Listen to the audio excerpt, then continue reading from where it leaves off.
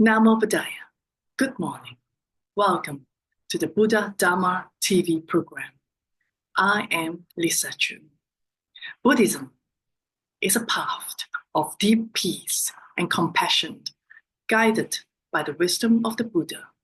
His teachings encouraged inner peace, non-violence, and kindness towards all beings. The Buddha shows that true peace comes from within. By letting go of anger, greed, and ignorance, following his path, one can find serenity, mindfulness, and harmony in every moment. Buddha's message is a timeless call to live with love and understanding, promoting peace in ourselves and in the world around us. Buddha's peaceful message is more relevant today in this time. Now, here is Venerable Anandajoti of England to talk about the Buddha's noble message of peace. The Venerable's topic is, the Buddha makes peace, not war. Tonight is the April full moon night. It's called Bakpoya in Sinhala, and it's called Chitta Purnamasa in Pali. On this day in Sri Lanka, what they commemorate is the Buddha's second visit to Sri Lanka. If you remember, I told you the legends of Sri Lanka before, I think in January. But I'm just going to summarize this second visit for you tonight. In the 5th year after the awakening, the Buddha, through his supernatural knowledge, knew that a war was breaking out in Sri Lanka between two groups of Nagas. So when the Buddha had visited the first time, if you remember, he had chased out from Sri Lanka all the yakas. So the yakas had been chased to another island, a mythical island, if you will, and they were living there. But the Nagas were still living in Sri Lanka. And one of the main centers for Nagas was called Nagadipa. Still today, Nagadipa is a very famous pilgrimage center in Sri Lanka. It's off the northwest coast of Sri Lanka. It's one small island, about 4 kilometers by 1 kilometer. And the events I'm going to tell you about now took place there. So there were two Naga groups. One was led by Mahodara, and the other was led by his nephew, Chulodara. So these two had followings, large followings of Nagas, and they had fallen into a dispute about the ownership of a jeweled throne. So they were going to war about who really owned this jeweled throne. So the Buddha was at the time in Savatthi in northern India, but with his supernatural knowledge, you know, in the morning and in the evening, the Buddha would always look around the world to see where he could be of use to people. Okay, so he looked around and he saw that a war was about to break out. So he decided to travel down to Sri Lanka to settle this war and to bring peace to Sri Lanka.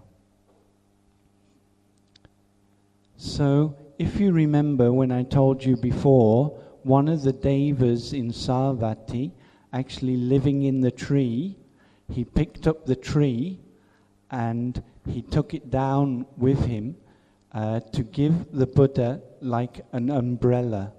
It acted as an umbrella, so the Deva was holding the tree over the Buddha as an umbrella.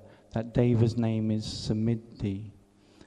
Sometimes you will see representations of this with a deva holding a tree over Lord Buddha to keep him from the elements. So that's portraying this event, you see, when you see it. So when the Buddha got there, what he did is through his supernatural powers, he spread darkness all over the island and all over Sri Lanka. So the Nagas were very frightened because of this great show of power. And then, after he had subdued them, if you like, brought them to kind of a position where they were willing to listen, then he spread metta. And you know, if you've ever been with somebody who really has a lot of metta, you can really feel it. You can really feel it. It really emanates from them. But you imagine what it's like if the Buddha is doing metta meditation, you see. It must be really, really powerful. Yeah. So the Buddha spread metta to the Nagas, that further calmed them down, and then he gave them a Dhamma teaching about anger and the problems of anger, and how anger just starts over a little thing, starts on a little thing, and then it grows, and you feed it, and it grows, and you feed it, and it grows, and before you know, you've got a whole war going on. So that is what had happened actually in Sri Lanka between these Nagas. So the Nagas said, okay, we'll just destroy the throne. We'll just destroy it like that. But they had a second idea, a better idea, which was that they would give the throne to the Buddha. So they gave the throne to the Buddha, and the Buddha sat down on the throne, and then the Nagas came and served him dana. You can sometimes see representations of this, you see. It's very nice when you see it. Right? So one thing is, about the Brahma Viharas. The Buddha was always emanating these good qualities of metta, karuna, mudita, upeksha, and so on like this, And that would actually help settle settle things down. And he managed to stop that war in Sri Lanka at that time. And now, when you go to Nagadeepa, it's a pilgrimage center, when you go there, it actually houses this throne, and they have the tree that the Deva picked up in Savatthi and took down. The tree is also there. So you can go, and you can pay respects to the throne. You see, the throne becomes a kind of relic. It's a relic, not of the Buddha's body, but of what he has used. It's called Paribhoga Dhatu. Okay, so it's a relic of something that he used. Another thing you can find is the bowl that the Buddha used, not at Nagadeepa, elsewhere. But you can find the bowl. Because he used it, it's kind of sanctified, if you like. But one of the things was, he sat on this throne, and now you can go to Sri Lanka, and you can, you can pay your respects there. So it's a very nice thing. There's many sites, pilgrimage sites in Sri Lanka. 16 main pilgrimage sites in Sri Lanka around the country that you can go and see. Okay, so now I just summarize that so that you know about this thing. That was what happened tonight. We already told the story before, and it's only a short story anyway, like this. But I want to tell you about another occasion you see tonight, because it's not the only time that the Buddha brought peace where there was a war beginning. Yeah, and it's a very important thing that the Buddha did actually intervene in situations and brought people to peace. Yeah, brought warring sides to peace. So one occasion is this occasion where he went to Sri Lanka. Only a couple of months later, still in the fifth year, you see, a couple of months later, then the Buddha brought peace to two other warring groups.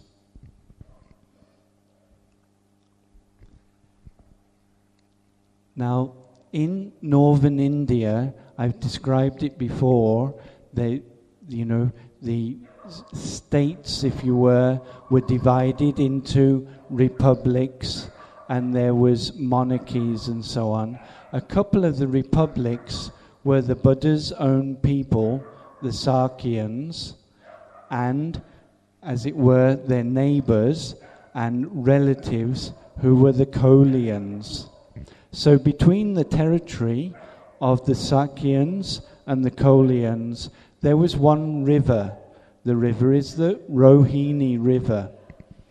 And that river, they used to share the waters of that river, for their irrigation. Of course, important to bring water for your irrigation, then you can grow your rice and you can feed yourself and you can have surplus and you can expand your communities and so on and so forth.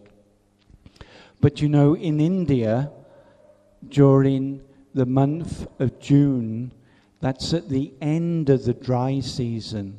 So all the water is running out.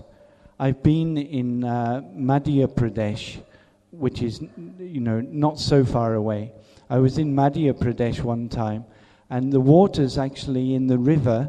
There's a river going through the village.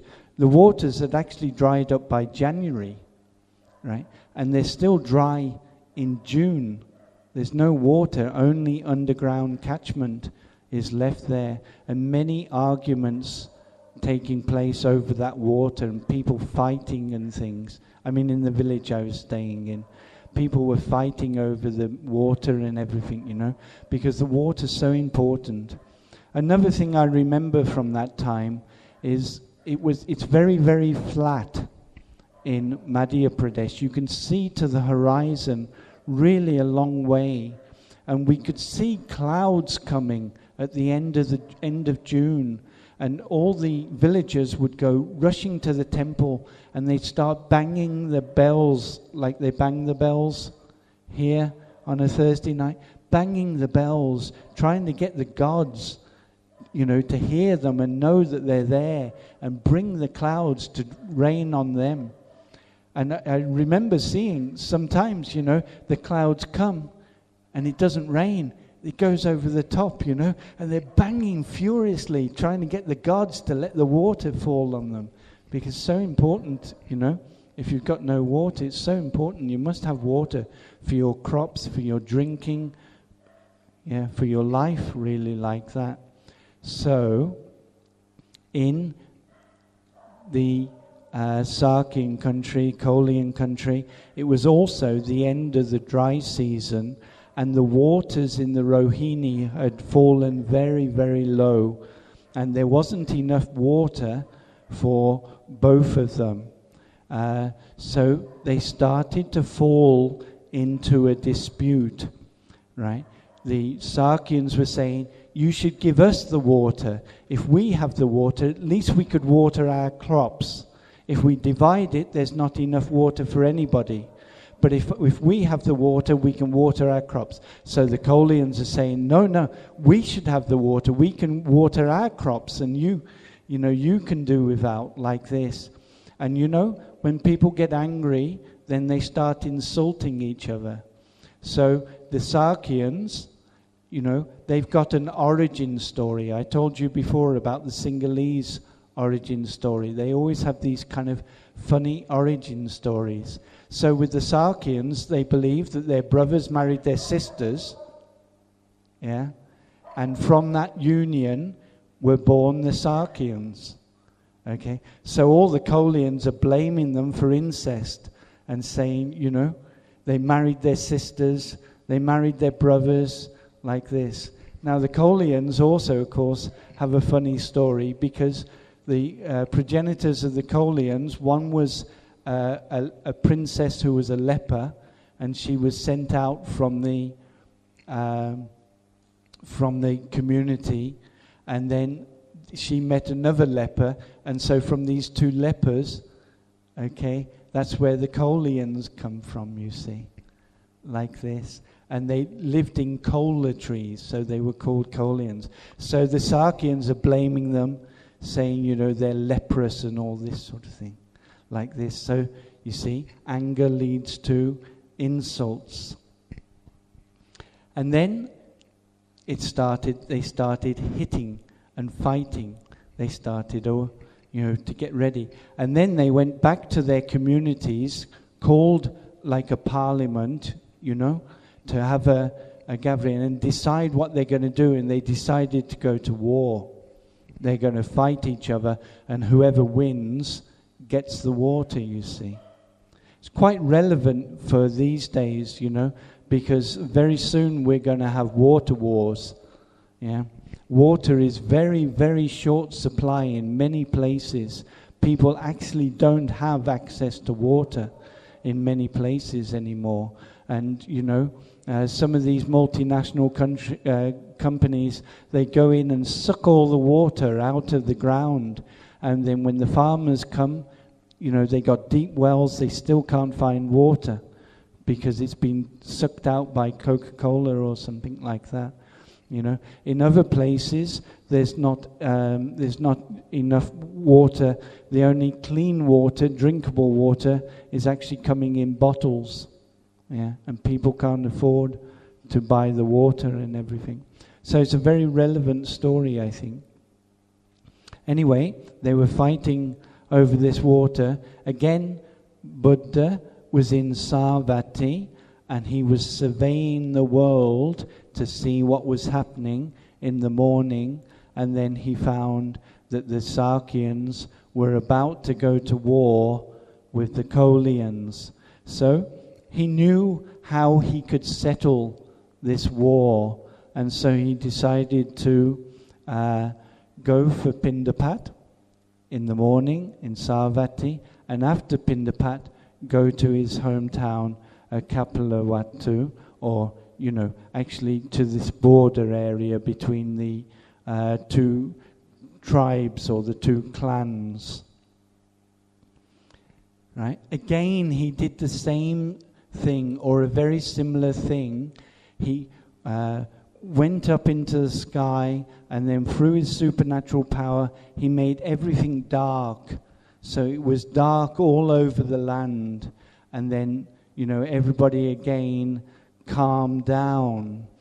And then an interesting thing happened. Because the Buddha was there, the Sakyans decided to throw away their weapons. They said they cannot kill people in front of the Buddha. Yeah, having the Buddha just as an icon, if you like, in their midst was enough for them to throw away their weapons. And they said, even if the Kolians take the water, we cannot kill people in front of the Buddha. But the Kolians were also related to the Buddha, and they also had the same idea. So they also put aside their weapons. And then the Buddha asked them why they had come to the two sides of the river. Why had they assembled there? So they had to say, they were going to go to war with each other over the water, like that. And the Buddha asked a very relevant question, which was, what is water worth? So they said, it's worth very little, Even if you've got water, it's actually worth very little. And what is blood worth? You see? So if you think about it, blood is worth more than water. Yeah, it's a very good teaching. If people would think about these sort of things, what is oil worth? Oil is worth so much, okay. But is it worth as much as blood? But still people go to war for oil, isn't it? and all the bloodshed that you see in the Middle East, and all the people and families destroyed and everything like this, a lot of it is only, fighting about oil like that. So we should keep these sorts of things in mind, What are the true values? Blood is worth much more. It's worth more than water. It's worth more than oil. It's worth more than gold. Yeah, like this. So it was a good teaching that he gave at that time. But he also told Jataka stories. So I've told you before that, many times the Buddha would tell Jataka stories to the people to give them instruction. Because just as I hope, the stories I tell you, you go away, you can remember these stories. Yeah. If you tell something in the abstract, much more difficult to remember. If you tell it in a story, you won't forget about water and blood, real water and blood. But if I just tell you you shouldn't be angry, it's not good, like that, it's too abstract somehow. But if you've got an image, you can remember it. So the Buddha also used to teach through images. And it's a very important thing, during the Middle Ages, the Jataka stories were really the main way of passing on the teachings in the Buddhist community.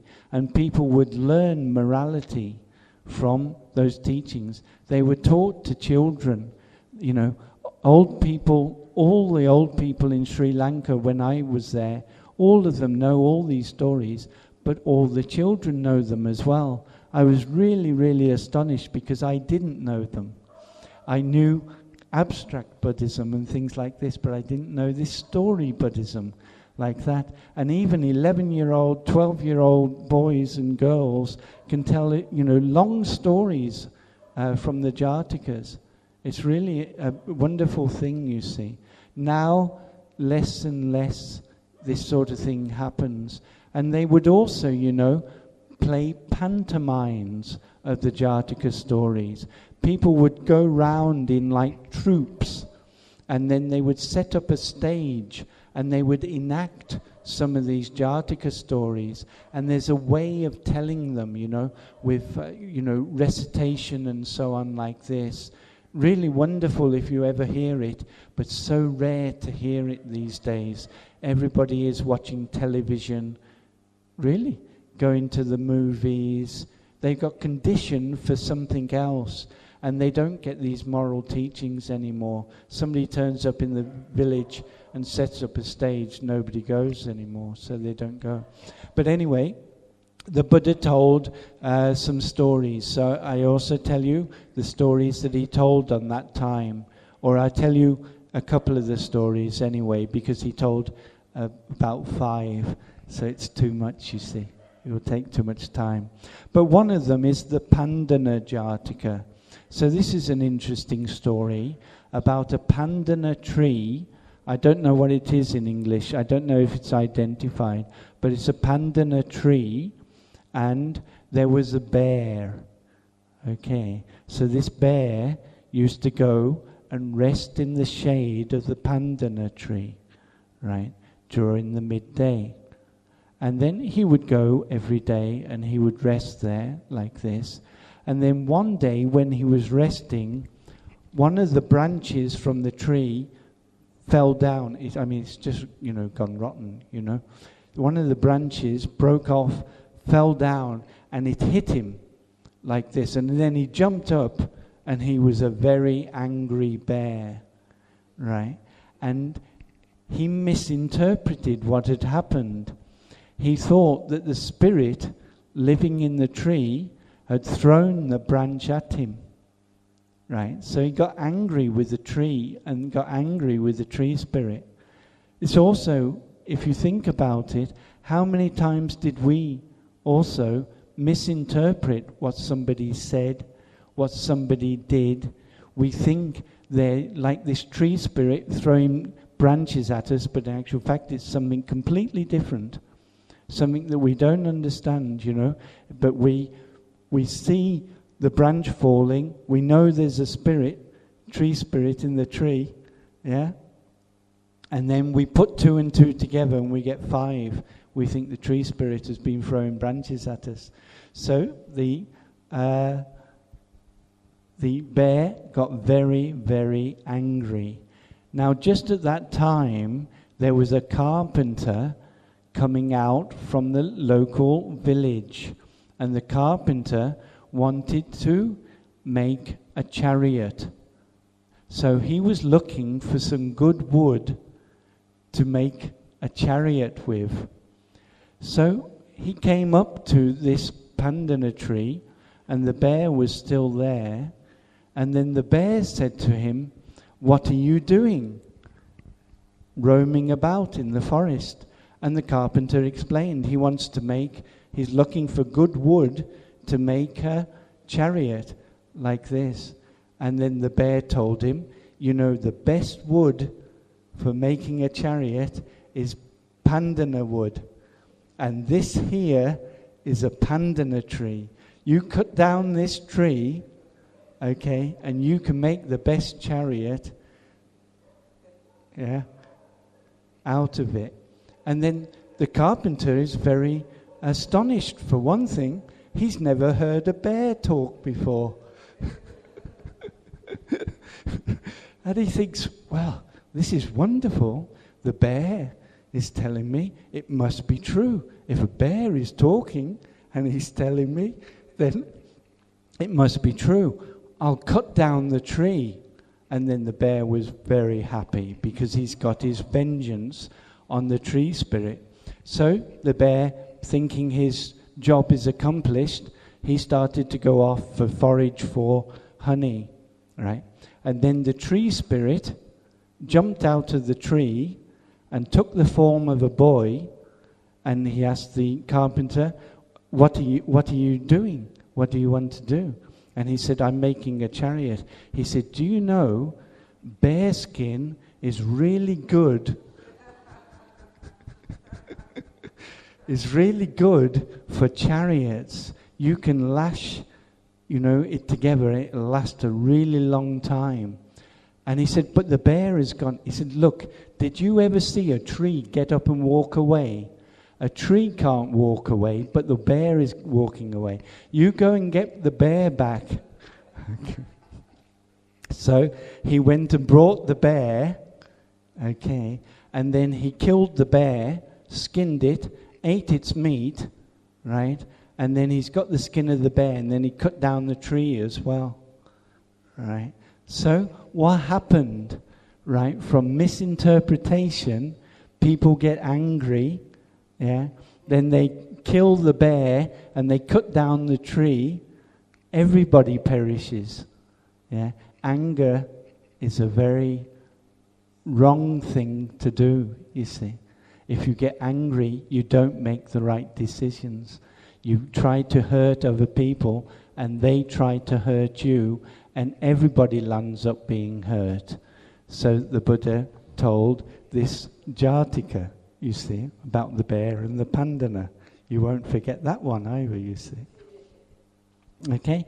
And then he told, actually, as I said, he told 5 Jatikas, but that was one Jatika about not getting angry, not misinterpreting, not jumping to conclusions, not attacking others.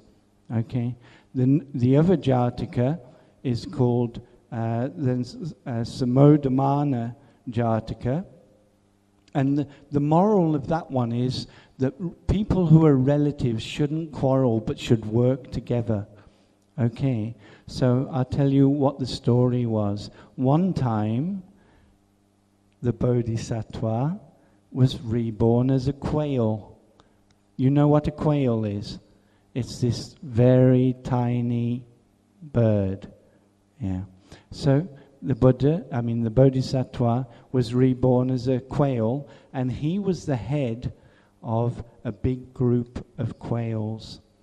And there was a bird hunter in the district, and that bird hunter used to come out with his net, and then he would throw the net, and the quails get caught underneath. He scoop up the net, take them home and skin them and then eat some of them, and the rest he could sell and make some money out of, like that.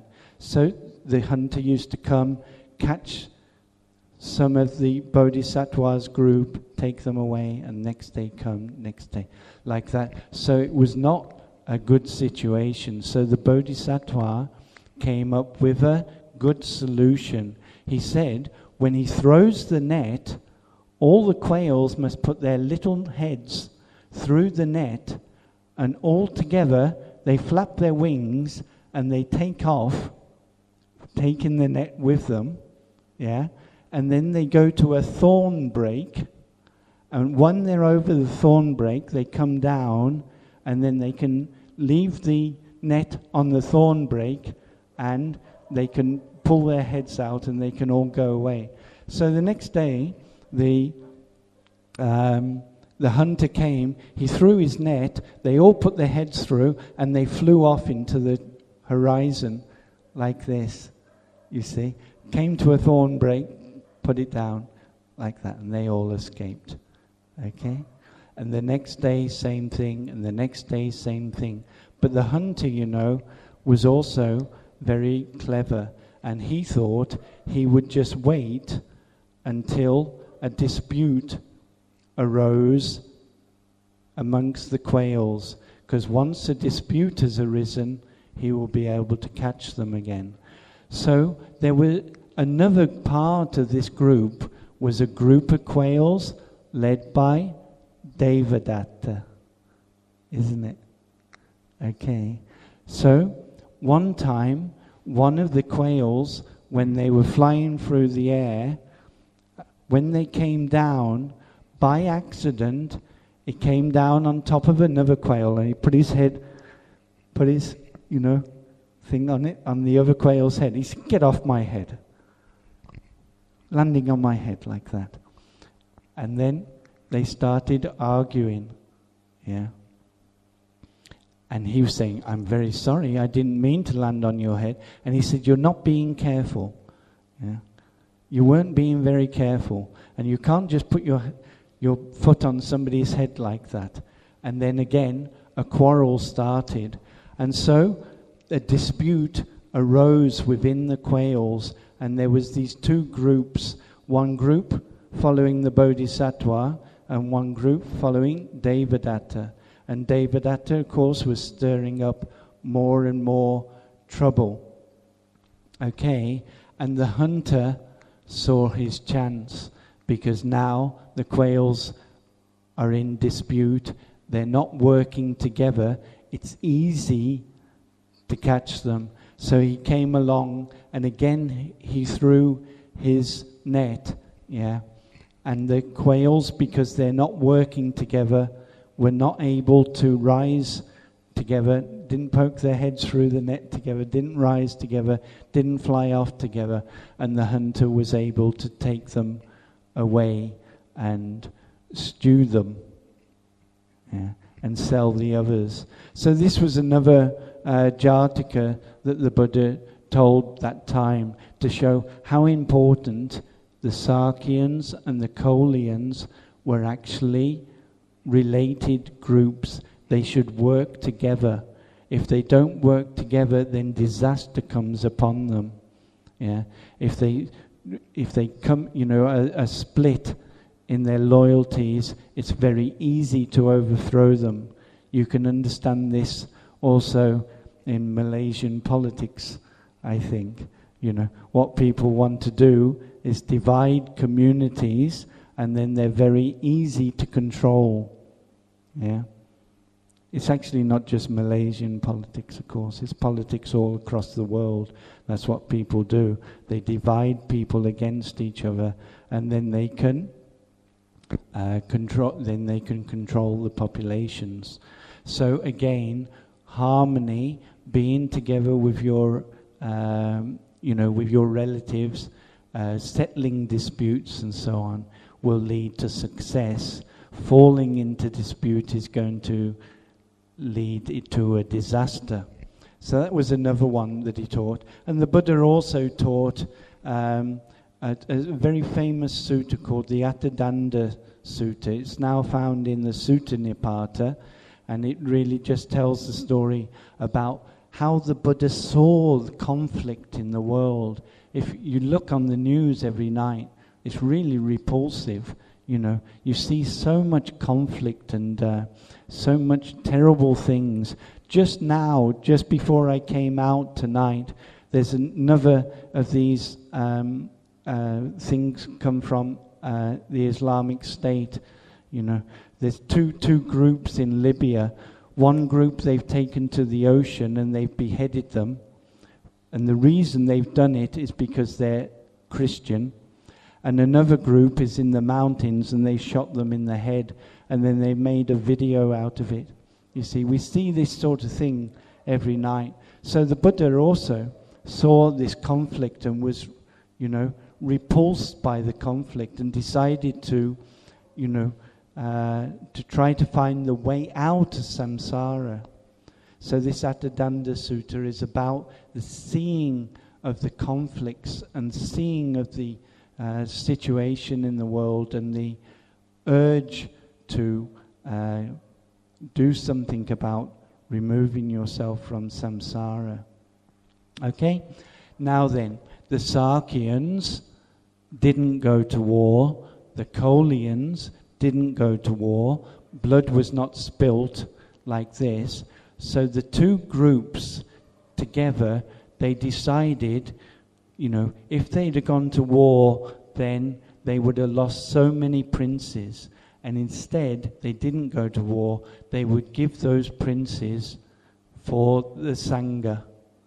So, from each side, they elected 250 of the princes. That means of the noblemen, if you like.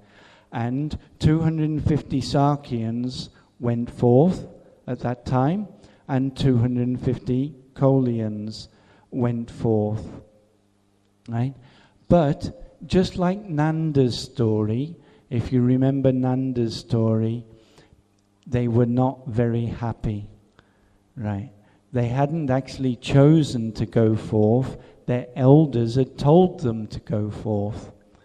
And they were not, they had to walk out on their wives. Right? So they're all thinking about their wives and longing to go back to their homes like this. So the Buddha came to know about their dissatisfaction. And then, again, through his supernatural power, he took those 500 and he went to the Himalayas, to what is Lake Anandajoti. And there he taught them the Kunala Jatika. I'm not going to tell you this Jatika because it's one of the most terrible Jatikas in the collection, actually. It's about how bad and how terrible women are. But anyway, in the context of the story, what he was trying to do was break the monks' attachments to their previous wives. So he told them, it's a long Jatika as well, really long story. You know, thousands and thousands of things that women do that are bad, like this.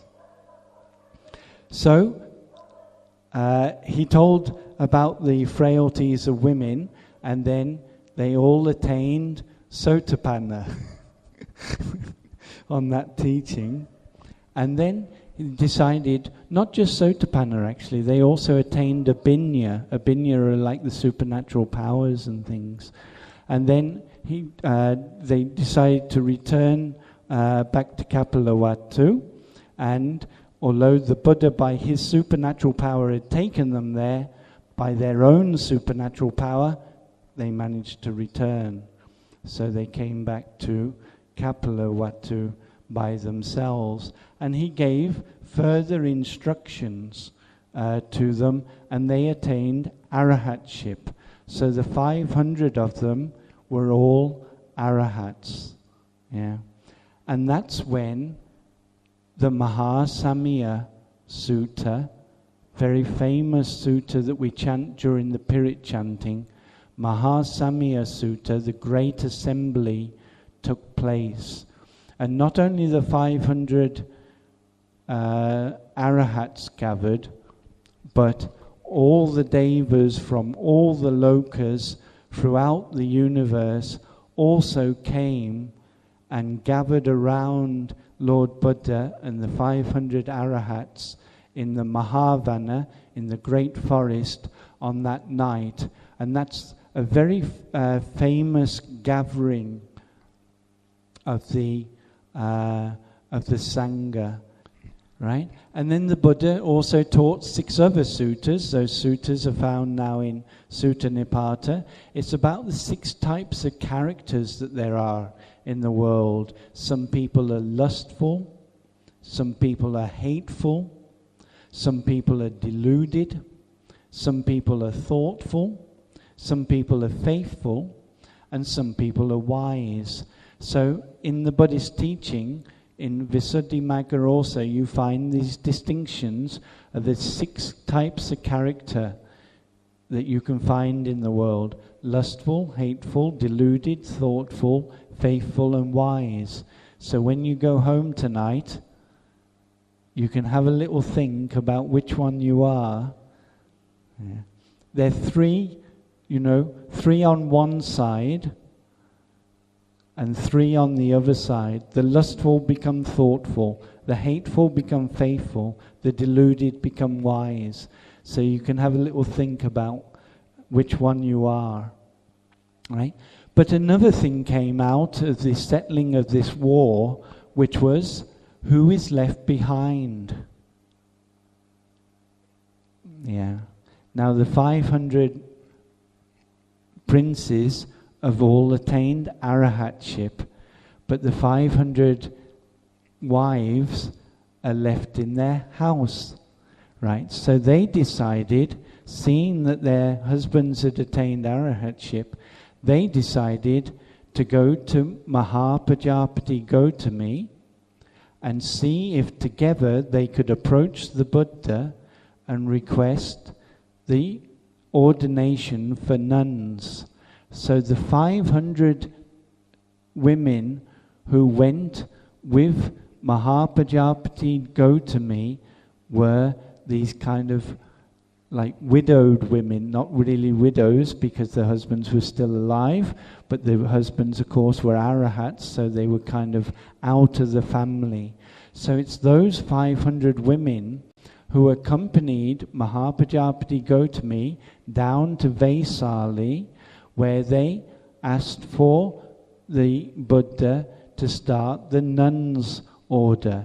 And after agreeing to the Garudhamma, the 8 Garudhamma, then the Buddha gave the going forth to Mahapajapati Gautami, and then he asked the monks to give ordination to the 500 nuns.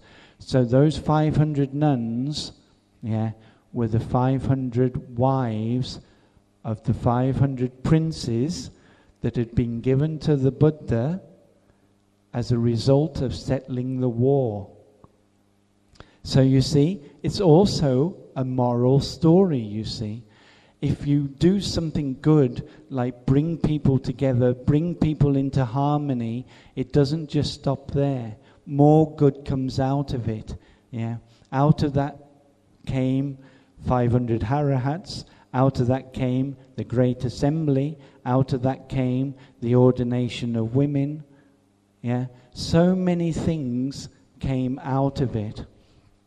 So now, what I wanted to tell these stories about the Nagas, you see, and about this war that nearly broke out between the Sakyans and the Kolians, is because unlike, for instance, in the Abrahamic religions, where the gods are always ordering their followers to go out and kill the enemy. Yeah. Never once do you find anything of the sort in the Buddhist scriptures. It never ever happens. But what you do find is that the Buddha acts as a peacemaker. And just like people from other religions want to follow the example of their leaders, you know, and then they get into this idea of killing others, oppressing others, putting others down, making slaves out of them, and so on and so forth like this. Yeah. For us, the example is completely the opposite to that. The Buddha acted as a peacemaker. He went out of his way to bring people together. He also taught them how to overcome their defilements. If you overcome your defilements, you're no longer in conflict with yourself, you're no longer in conflict with others either. Yeah? Somebody who has completely overcome their defilements never gets into a conflict with anybody else, because there's no need for it anymore. There's no point in it anymore. What they try to do is bring them to a higher level of spiritual development, so they themselves will be able to overcome the conflicts that they are facing, like this. So I think this is a really important thing, that we should know about this in our scriptures and in the stories that we tell amongst Buddhists, you know. We don't tell stories of wars, of conquest. We tell stories of reconciliation. We tell stories of harmony, like this. So this is a very important thing. And if more people were able to bring those sort of qualities into the world today, where there's so much conflict going on, yeah, then that would be, you know, for the betterment of everybody's, all the communities. We can bring everybody together if we talk about harmony. No more this dividing and fighting and everything like this, but bring harmony to the communities, bring harmony to our own hearts, bring harmony to the communities, and then bring harmony to the world as well. So everybody say sadhu.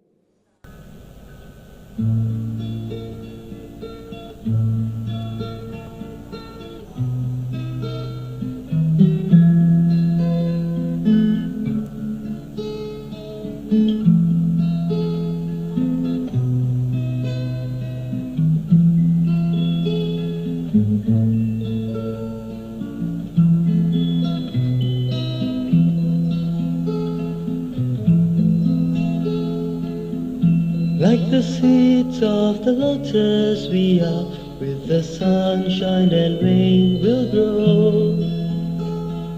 Standing virtuously above the muddy water, soon a pure white lotus we shall be. The pure nature in us he realized, with the Dhamma he shines the path. Carefully and patiently to us he shows the way. Like the seeds of the lotus we are, with the sunshine and rain will grow.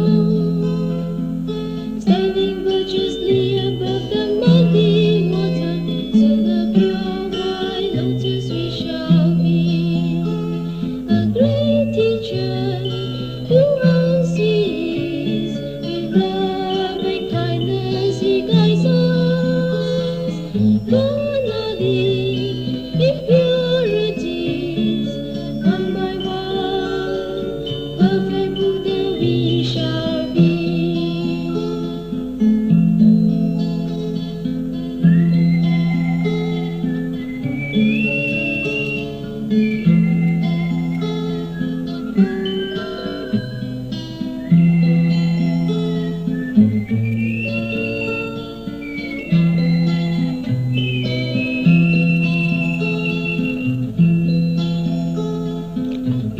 Like the seeds of the lotus we are, with the sunshine and rain will grow. Standing virtuously above the muddy water, soon a pure white lotus we shall be.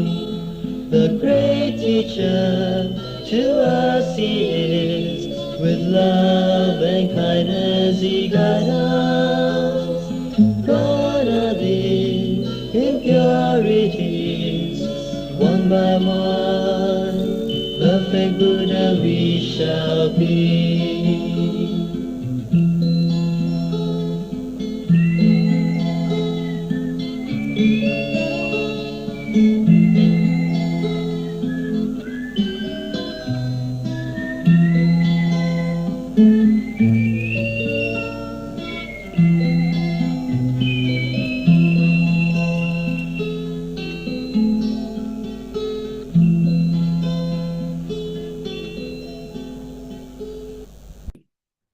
Today, we have a young promising monk, Dr. Bhante Chandima, to deliver a special talk on a special sutta called Parabhava Sutta. The Parabhava Sutta in Buddhism dwells in the themes of loss and moral decline, corresponding to a deity's question about the roots of downfall. It stresses the importance of ethical conduct and identifies the causes and consequences of personal failure in life. A brief introduction is also given at the start of the sermon. Please welcome Dr. Bhante Chandima from Canada to deliver his sermon. A very good evening, Dhamma friends. I'm very happy to see all of you once again here in the same center. And thank you, Brother T.C. Lim and S.K. Lim and our brother Chu, Brother Chu, for accommodating this place, for giving this Dhamma talk, and all the others who have been supporting in different ways for these Dhamma activities to go on. So, before we get started, shall we pay respect to the Buddha once again? Sadhu, sadhu, sadhu. Namo tassa bhagavatu arahatu samma sambuddhassa. Namo tassa bhagavatu arahatu samma sambuddhassa. Namo tassa bhagavatu arahatu samma sambuddhassa. I think the reason is that it is far from the mic. Maybe you plug in here. Should be better. The connection is, yeah. It was here before, right? Yeah. Better.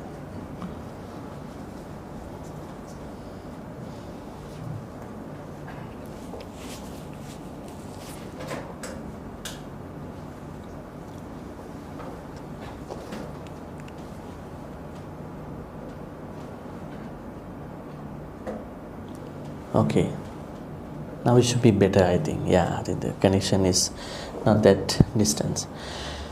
Today's topic is going to be avoiding the 12 causes of downfall. Now, you know, in the Mangala Sutta, Buddha talks about how to create blessings. I think we have to discuss about blessing a little bit here. A lot of people think blessings come from only from chanting, but the true blessings come from creating the blessings. We have to create the blessings. Now, say for instance, a monk is to chant certain suttas. So, depending on his compassion and then your willingness to receive the blessings, you may be blessed. But when it comes to your true blessings in terms of how things really happen, how things are going to really work in your life, we have to create certain blessings. So in that discussion of creating blessings, Buddha talks about 38 blessings. Where do we see that? Those 38 blessings? Mangala Sutta. Very interesting sutta. You may chant just like a mere chanting, but if you read, if you understand one by one, you will see that this is something that we have to create. Say for instance, the first blessing that we have to create. Asevanacha balanam. Asevanacha balanam means not being in the company of unwise people, bad friends. Does it matter to us? How much does it matter? I mean, the bad friends, Papa Mittas, how much? One day, Venerable Ananda was telling the Buddha, Bhante, I think half of our spiritual journey, our Dhamma journey, depends on how many Kalyana Mittas, or maybe how much Kalyana Mitta friendship works in our life. Then the Buddha said, Mahevang Anand, Mahevang Anand. Do not say like that, Venerable Ananda. The whole Dhamma journey, individual Dhamma journey, depends on how connected are we with the Kalyana Mittas. So it's very important to be surrounded by Kalyana Mittas. Now the Buddha says, but there are people who are not creating these blessings. They don't want to find out Kalyana Mittas. Let's say they found out a Papa Mitta. He or she knows that she is a Papa Mitta, bad friend, but still being very intimate with that person. As we practice Metta, we cannot exclude anybody. But we have to keep a distance because their association can affect our Dhamma journey. Now say for instance, if you are with a bunch of bad friends, over time you will show certain attributes from these people, right? The herd mentality. So that means it affects. So although we are trying to be friendly with everybody, but we have to understand who is a Kalyana Mitta, who is a Papa Mitta. Who is a Kalyana Mitta actually in Buddhism? Someone who always thinks good thoughts, kusala thoughts. Someone who always speaks wholesome speech, good words. Someone who always acts with wholesome action. This is the Kalyana Mitta, the true Kalyana Mitta. Now, in this way, Buddha talks about 38 blessings that we have to create. Number 2 is, if we are not in the company of bad friends, then we must find out Kalyana Mittas. The Buddha said we should at least have 2 Kalyana Mittas. He said in one sutta. One is the Buddha, the other one has to be found out in our search. So then he talks about asevanacha balana, panditanancha, and all that. Sevana, pujacha pujaniyana. Respect only those who deserve your respect. Now, say, if you look at life of some people, they respect the wrong person. How do we know that they respect the wrong person?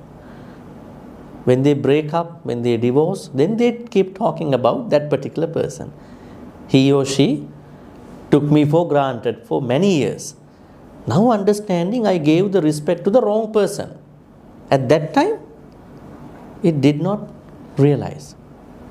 So when you respect the wrong person, if you commit to the wrong person, then you will have to pay for the cost of that association. Then the Buddha says, Patirupa desavasocha, living in a suitable locality. What is the suitable locality? Crime-free neighborhoods. Can we find a crime-free neighborhood in today's world? There are certain places, but all the other places are affected by the crimes. But what the Buddha says is that a place where you can get together as Kalyana Mittas, where you can have access to Bhikkhu, Bhikkhuni, Upasaka, Upasika communities. Right? And in this list, you will find out taking care of mother and father, taking care of wife, children. It's also a blessing. There are many people who are not even taking care of their parents. What about their spouse, children? It's a blessing. And Buddha talks about living without fear, living without grief. It is also a blessing. What if that you live with lots of fear from morning to evening? You are depressed, you get sick, even you can get a cancer because your good cells are burning all the time. That's why you are coming here to learn Buddhism, how to become peaceful, how to find that peace of mind. Right? So there are 38 blessings. We don't have to have time to talk about all these because our topic is today to talk about what are the causes that can take us to the opposite of blessings, downfalls. We call them as parabhava. There are 12 types of causes, 12 causes of downfall. I have to make a disclaimer at the beginning. When you see some of the causes, don't get misunderstood because these were given according to the time. So we have to look at from a different angle at that point. So don't take it literally. This is not going to work in today's world. But you look at it from different angles, then you will find out a certain relevance even to today's world. But there are many that are really relevant for today, but there are some which might not directly be relevant to you, but they can be relevant in different forms. So the plan is now almost 8:07, so we'll be finishing by Dhamma talk by 9 o'clock, and then we'll be having a Q&A for half an hour. This should work, huh? This and this, huh? Okay. So 12 different causes of downfall. 12, huh? Okay. Now what's happening in this sutta, Parabhava Sutta, Sutta Nipata, you can see it is, the number is 1.6. One Deva, deity, comes to see the Buddha and asking the Buddha, Bhante, what are the causes that humans, basically humans, fall prey as a downfall? Can you tell us what are the ways humans can fall prey to certain pitfalls? You have a, what do you call? You are having a program with PITT, yeah? What is it called? Pit stop? Pit stop. It's not that pitfall. Pit stop. But this is a, what do you call? Those kind of, what do you call? Pitfalls. That means we might get into those pitfalls if we don't understand these causes. So then we can avoid causes earlier. It's like Waze, huh? When you use the Waze compared to another app, you see the true real data. At the same time, accidents, other things. So you can avoid the problem way before that. Otherwise, you just merge into the long hour traffic and you don't know where is this going to be finished. Then you are avoiding the causes for the traffic. It's good for the other people who are in the traffic, good for you. It's good for the road because you don't have to, waste your fuel. And it's not going to be good for the environment too. So now this one Deva came to the same temple where one other Deva came to the same temple, Jetanarama. That Deva asked the Buddha, Bhante, what are the blessings, true blessings? Now this Deva asked, what are the causes for the downfall? Very interesting. This is how they ask. Para bhavantang purisang mayang puchhama gutamang bhavantang puttumagam king para bhavatu mukhang. It should be bhagavantam puttubhagam kim para bhavatu mukhang. So they ask. Then this statement, we get what you are saying was made by Deva at the end of each downfall. When the Buddha said one downfall, I understand. Right? So iti hetang vijanam. So we can see that. Okay, number one. The first downfall that somebody can have in his or her life is that not loving the teaching of Dhamma. The Pali word Dhamma is very interesting. Today we have to discuss this word a little bit more. Before that, this should be the pointer, right? This one. Okay. This word, Dhamma, teaching. May I ask you, what is the meaning of Dhamma? Dhamma, Dhamma, capital D. What does this Pali word mean? Dhamma means teaching. Teaching of anybody. Dhamma of Islam, Dhamma of Hindus, Dhamma of Christianity. Teaching.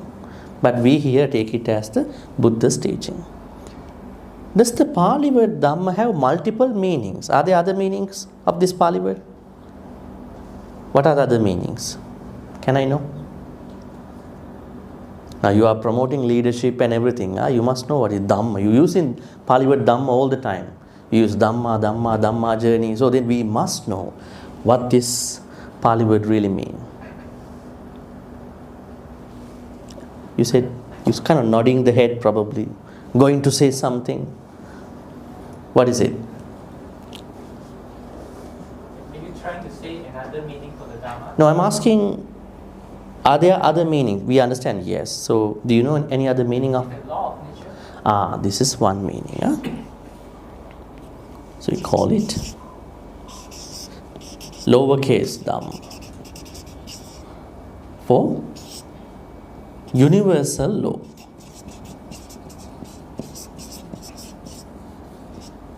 What is it? Dhamma of my life. What is Dhamma of my life? I was reborn already and I age, I can get sick anytime and I die. Why is it? Is it because of my karma? No, it is the universal law. I have to die. Death is a part of life. It is not beyond the life. Right? Many people think death is beyond the life. Death is a part of this life. We have to embrace it happily. But ways and means how it happens could be different. Someone might die early, someone might die with a very heavy, terrible sickness. They are true, their own things. But Dhamma means universal law. Other meanings, anybody? What are other meanings of Dhamma? Now we moved from capital D to simple D. Knowledge. Ah? Knowledge. Knowledge. Knowledge. We don't call Dhamma to be the knowledge. Knowledge has another name, Sutta. Sutta is knowledge. Sutta. Sutta. Actually, Buddhism talks about wide learning. Not knowledge, wide learning. Sometimes you learn something a little. You know, a little knowledge is very dangerous, right? Don't know where we're going to end up. So this sutta is wide learning. We know Bahu Sutta, all that sutta. So Dhamma is not knowledge. So then we have to take teaching. Other meanings? Now when I explain, you will be a little embarrassed. Huh? Okay. Another meaning of Dhamma is nature. Nature. Dhamma of everything. Sankhara. Now we all are Sankhara. Buddha's last word was Vaya Dhamma Sankhara Appamadena Sampadeta. All phenomena are conditioned. Strive on with diligence. That was the last word and he passed away. That means nature. Universal law and then nature. Are there other meanings about Dhamma? Another meaning is, then we have to make it plural, Dhamma. Dhamma now, not Dhamma, Dhamma. Where do we find this one? Chakku is eyes, then things that are coming to my eyes are sights, images. Ears, and then sounds come to my ears. Nose, smell comes to my nose. Then tongue, taste comes to my tongue. Then body, then touch comes to my body. And then mind, what comes to my mind? What comes to your mind? Not my mind, your mind. What comes to your mind? Huh? What is coming to your mind from external world? Now you are listening to me. What is coming to your mind? Because of my presence here, what is happening in your mind? Thoughts. Thoughts are arising, staying, going away. Thoughts. What is the Pali word for thoughts? Dhamma. Interesting, huh? Very interesting. Dhamma is the word for Chakku, Rupa, Sota, Saddha, Gana. Gana means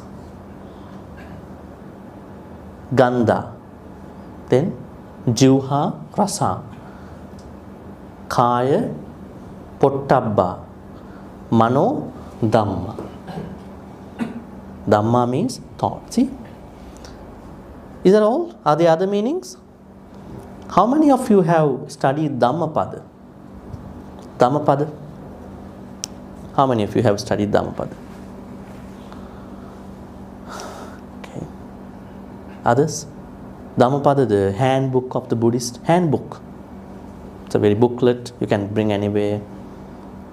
Dhammapada, if you read Dhammapada, then you will learn a lot. Actually, I've been conducting a class every Thursday, online Pali reading class. These days I've been teaching from Dhammapada, so one by one. Now almost 30th stanza I've been doing. It's continuing. There are 423 stanzas. So first I let them read, I check their pronunciation, and then after 30 minutes I tell them the contextual meaning.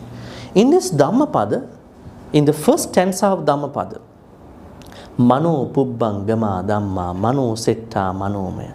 Mano Pubbangama Dhamma. Have you heard this statement? Mano Pubbangama Dhamma. What do you call? Mind is the forerunner. Mind is the forerunner for Dhamma. What does it mean? Now here Dhamma means thoughts, but in that context Dhamma means experience. Your experience, any experience. Eye experience, ear experience, then what do you call? Nose experience, tongue experience, body experience, mind experience. They all are part of Dhamma. Now only we call this is a part of three things. Sanya, Vedana, Sankhara. Now I will explain to you. In every sensory experience, when we are seeing something, when we are hearing something, when we are smelling something, when we are tasting something, when we are touching something, when we are thinking something, these three things are happening. There is a certain feeling. Now when I see you, I may have a happy feeling, or unhappy feeling, or a neutral feeling. Then what will I do after that? I make memories. I recognize you. Were these people noticed before? Maybe some of you are new, some of you were known to me yesterday. So I'm trying to create my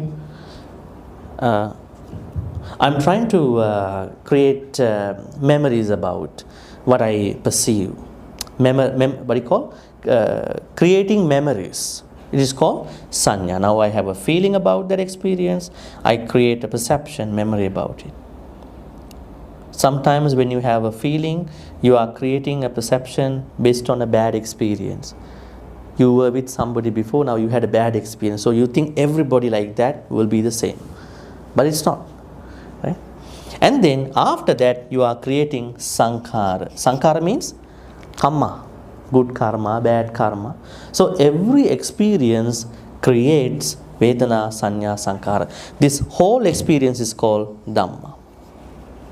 Now you understand the Pali word Dhamma, D capital, D simple, in 4 instances, they carry different meanings. So you have to know.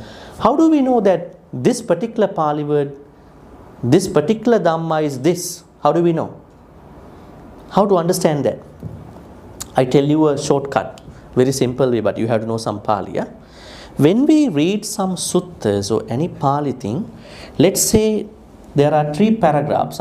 First paragraph, second paragraph, and third paragraph. Now I want to find out the meaning of, maybe one Dhamma has come here. I don't know which Dhamma is this. So I have to read the preceding paragraph, read in the following paragraph to understand what is this Dhamma about. So, even the Pali word evang, me, sutang, ekang, samayang. You remember this place? Mangala Sutta. Evang, me, sutang, I have heard this way. Ekang, samayang, once upon a time. Samayang. Pali word samayang means this Pali word has 9 meanings in Pali. 9 meanings. So how do we know which samayang is mentioned in that particular place? So we have to read the preceding paragraph and the following one, just to find out which particular context is there. I wanted to say about this thing just to understand this Pali word Dhamma here. So now the Buddha says, initially you can see whether you are into a downfall, you are expiring from your spiritual journey, you are not really doing well in your spiritual life, even in your mundane life. If you hate the Dhamma. What Dhamma is this? What Dhamma is this? What is Dhamma exactly here? Teaching. What teaching is that? If we boil down to this concept, what is the real teaching in Buddhism that we have to embrace, accept, recognize, practice? When you say Dhamma as a teaching, it's a very, very broad area. But we have to boil down to, narrow down to that exact Dhamma. What is it? Noble Eightfold Path. This is the teaching. If someone hates this path, definitely that person is into a downfall. Then we have to understand how to practice, how to get into this path. We have to practice wise attention, yoniso manasikara. Then we can get into right view, right intention, right speech, right action, right living, right effort, right mindfulness, right concentration. So then here the Buddha says, if someone loves, that means really into that path, definitely that is a success. It's not a downfall. But if someone hates this path, that is the downfall in the life. There are some Buddhists who are practicing their own way of Buddhism. There are different people, so we don't have to blame anybody. But if they really want to see success, a growth, transformation in their Dhamma journey, they have to embrace this path, Noble Eightfold Path. That is the true teaching of the Buddha. This is what we haven't been able to practice fully. There are people who partially practice it. Some people even don't know how to do it. This is the path. If someone doesn't like it, doesn't want to practice it, definitely that person will expire from his or her life. Number 1. If you have questions like yesterday, remember the number. This is number 1. Number 2. Very interesting. This is along the line of that previous one. There is someone who likes the evil people, unwholesome people. Who are the unwholesome people? In your normal interpretation, who kills, who steals, who sexually misconducts, who lies, who is always intoxicated. So someone likes these kind of people.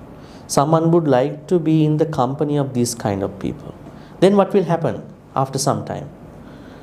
Definitely the person will like and love the bad, akusala, not the Noble Eightfold Path. Over time this happens. Now say for instance, in one of the instances I dealt with about somebody who really hates to marry someone, And then when the mother father wanted to find out what was going on, he is associating some friends who have a failed marriage. They always talk bad about marriage. You know what happened to us? You want to be like us? You never marry anybody. Just be single.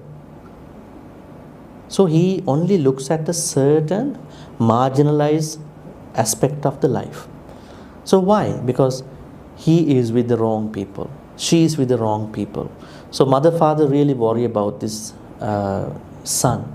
But he doesn't want, because he's always surrounded by those people who have a, bad life, who have a failed life. Actually, that's why we really want to be surrounded by people who can inspire us, right? Who can really help us in our journey. But for other people, we practice metta normally. So it matters. So that means the second downfall is definitely your association with the wrong people. Right? It says the bad are dear to him or her. He has no love or maybe care for the good. She believes the teaching of the bad, and that leads to his or her downfall. Right? So this is the second downfall. How many people are there? Even some children are talking about their parents sometimes. We cannot tell anything to our parents. So here in our culture, father there, mother there, we are here, we cannot. So can Sangha members come and tell something to our mother, father? They are struggling a lot, right? The third downfall is, this is interesting, fond of sleep. That means if you are someone who is always trying to sleep, we need a good sleep, 7 to 8 hours, but not sleeping all the time. Fond of company, we need some sort of socialization, right? Some sort of socialization. But what if that you are overly socialized? You always looking for the company of other people. You don't want to take a me time, I time, just reflect yourself, what I've been doing. Am I really on the right path? Right? Fond of company. A man, woman who does no work. Buddha talks about engaging in a proper work, right? I mean, this is compared to that time, right? And laziness, if someone is so lazy, actually all these things are happening, fond of sleep, fond of company. And at the same time, koda panyano, always angry. These traits, these sort of states of mind definitely lead that person to downfall. So under the third downfall, we understand sleeping all the time, and fond of socialization, and who is not looking for some work, right? Always trying to stay away from work. Maybe there are other problems, but that person can work. We know one person in Canada, he didn't work for 6 years. And then we started telling this person, you have to work. And then only, after some kind of too much discussion about this thing, he started working. And he was then again very thankful to all of us, the monks in the temple. Because he didn't want to merge into that culture. Because if you come from a different country, when you start working in another country, you have to maybe start from zero, right? So that means if you can work, if you don't work, that could be an issue. Anyway, so this is the third downfall. I'm not going to read Pali a lot because I just want to share with you the meaning only. Number 4. This is about taking care of mother and father. I think we discussed this even yesterday. Definitely we are supposed to take care of mother and father in the best possible way. It is not something that we do in return. A lot of people think that we are doing it just to do things in return. But it is the best source of being grateful in our life. They can be the best source of best source for us to be grateful. We know them, we know their sacrifices. So the Buddha says if someone doesn't do it, then definitely it's going to be a downfall. There may be issues, but you should keep continuing your work in different ways, even they are not in good terms with you. Maybe you are not in good terms with them too. That's number 4. Number 5 is lying monks, religious people, deceiving, lying Sangha members. Actually, this is very interesting. The Pali word, there is a Pali one, there is a certain typo, but what it means is that there were people at that time who lied or who deceived Sangha members. One very good story that I want to share with you was that there was one monk one day went to a house for Pindapata. So the lady in the house didn't want to offer dana on that day for whatever the reason. And she came up and she said, Bhante, we have no dana today. There are no food in my kitchen. And then she understood that he is still waiting, and then she said, okay, I will go check with my friends. Okay, I will do it. And then she did not return for some time. So the monk slowly walked inside the kitchen of that lady. And then he noticed certain things in the kitchen now. So he came back. And then the lady came back and said, unfortunately, I could not find anything from my neighbor's friend's house too. And then the monk said, I knew it. I knew that even before coming here. Then she asked, how did you know about it? When I was leaving the temple today morning, I saw a very long cobra, just like the sugar cane hanging in your kitchen. And she was a little bit taken aback. And then I was scared because I was very near to him. Then what I did was I grabbed a certain stone to scare him off. Then what happened? I saw his teeth, the cobra teeth. Those teeth are like the rice in your kitchen. And when I kept holding that stone, I saw something came out of the cobra. It was like the certain what you call ghee, G-H-E-E, ghee that is seen in your kitchen. And then that particular stone that I grabbed to scare him off was like the jaggery in your kitchen. Now she understood. I cannot run away from this monk. I have to offer something. So she went inside, made something, porridge or something she offered. And the Buddha said, don't do that thing to devotees. Don't forcibly ask something from the devotees. If they don't want, you just go. That is not nice. And he said, that is not samma ajiva. It is miccha ajiva.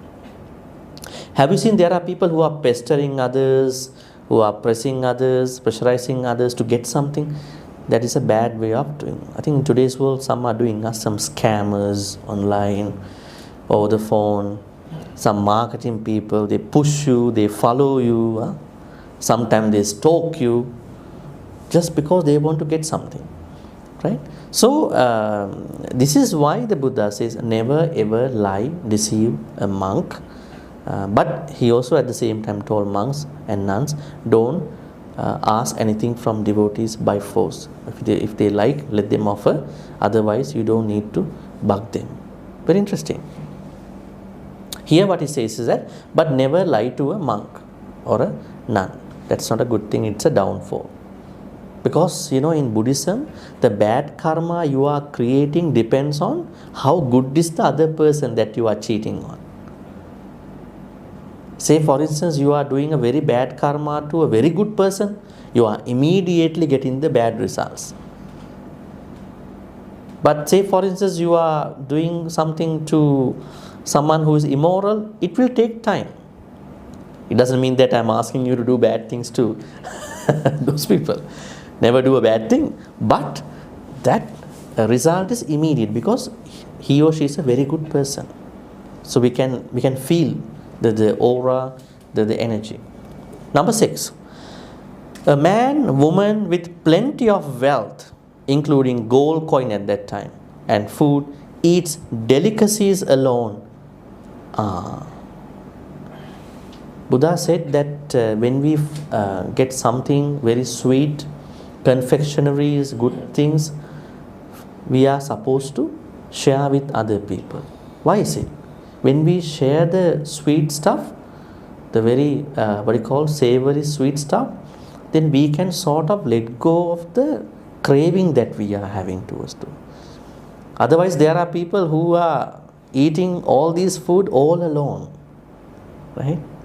Because of the craving, right? So it's very important to share all these delicacies if you can, if it is appropriate, then that will be really a good one. Otherwise, there are people who are creating lots of craving for those snacks, bites, confectionaries. Because over time you are developing a huge amount of craving for the food. That is not a good one. You may afford, you can buy, but if you could, time to time, share with other people. In Anguttara Nikaya or Sangyutta Nikaya, Buddha says, if people know, just as I know about the value of generosity, dana, they will never eat anything alone. They will share every single thing with other people. If the normal people know how important is dana, just like how I understand about dana, they will never eat anything alone.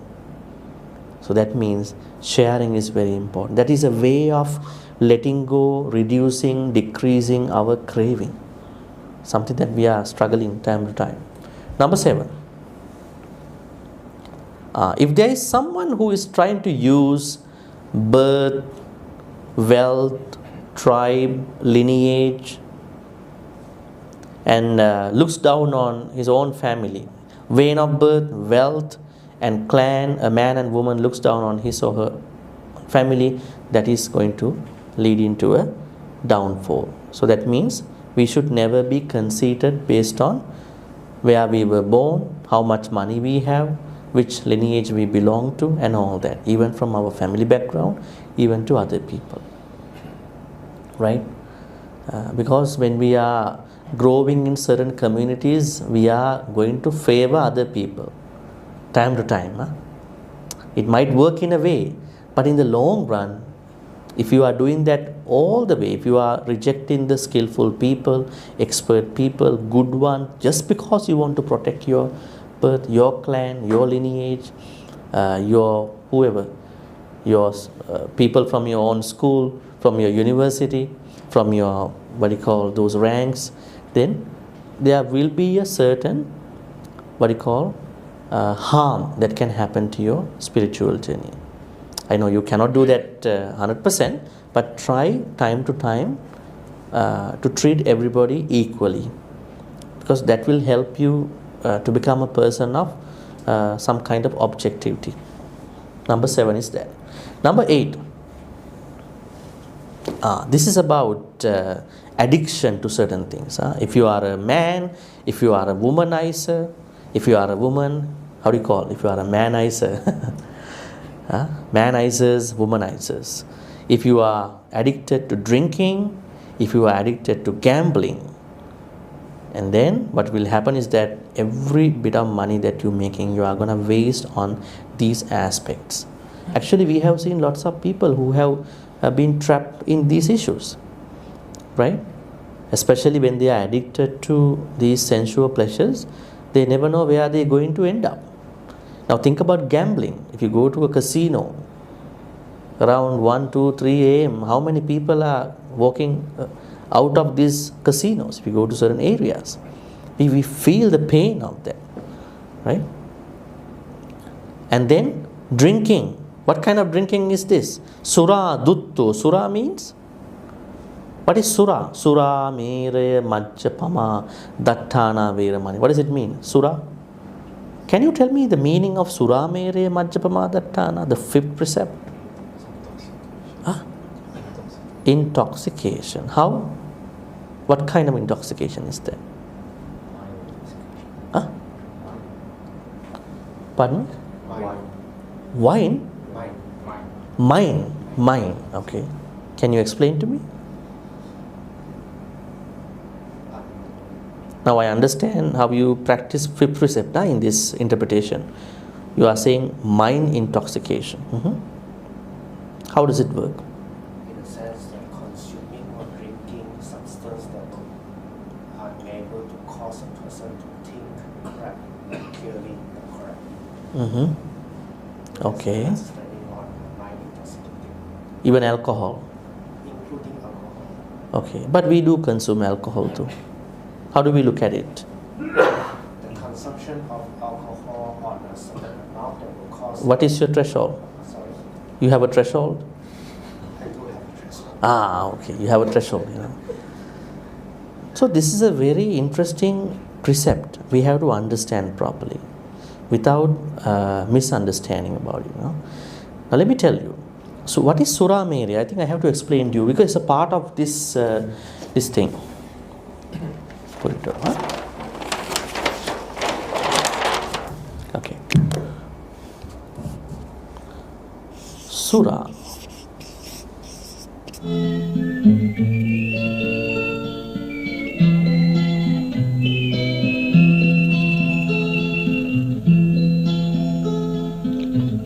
Like the seeds of the lotus we are, with the sunshine and rain will grow.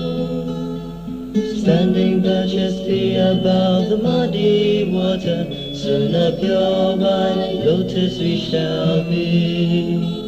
The great teacher to us he is, with love and kindness he guides us. Gone are the impurities, one by one, perfect Buddha we shall be.